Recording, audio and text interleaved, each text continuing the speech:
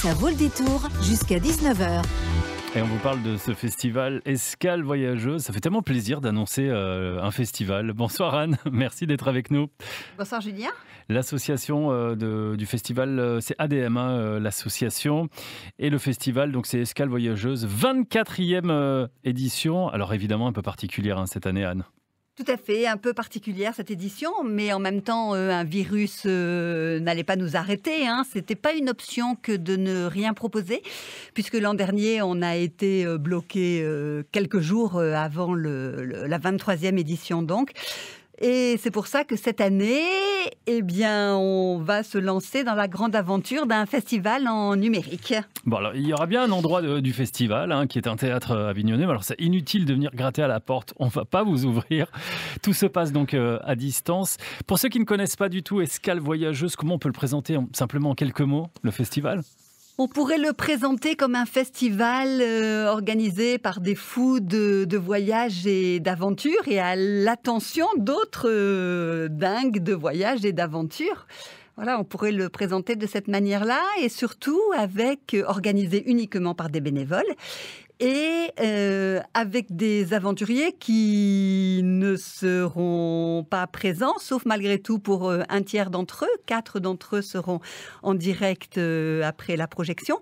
Les autres, il y aura un échange qui a été organisé sur les plateformes que vous connaissez tous maintenant, du genre Skype, Zoom et autres. Voilà, on est familier. L'idée, c'est vraiment, ce sont à chaque fois des films autour de personnages, pratiquement de gens qui partent, par exemple, en vélo, faire le tour du monde, ou des projets peut-être un peu plus écolos, comme le projet Azur, qui est un projet avignonnais d'ailleurs.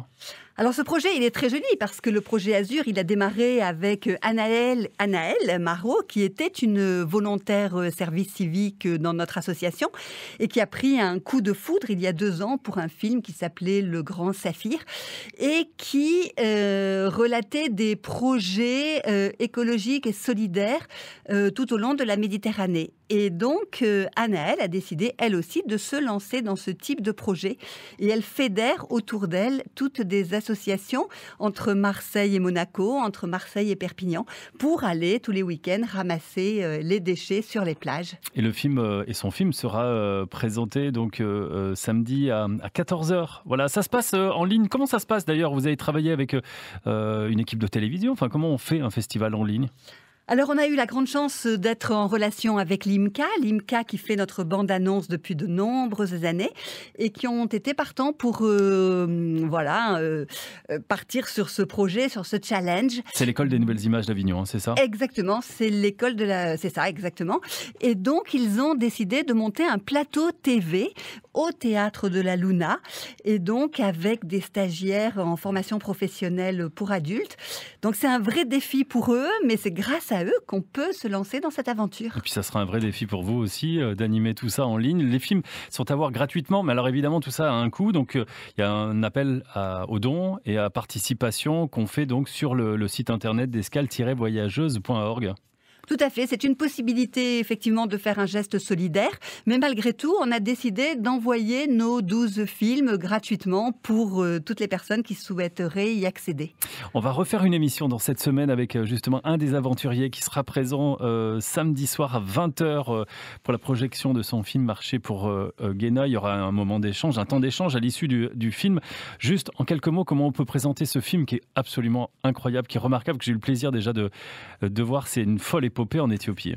C'est une folle épopée, effectivement, en Éthiopie. 23 jours de marche jusqu'à 4000 mètres d'altitude sur de hauts plateaux. Tout ça pour, au bout de ces 23 jours, rejoindre Guéna.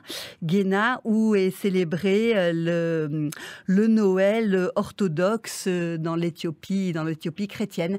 C'est un magnifique projet, à la fois d'un des aventuriers, Olivier, qui est allé de nombreuses années là-bas, et puis Frédéric, que vous allez recevoir, pour qui c'était une première fois.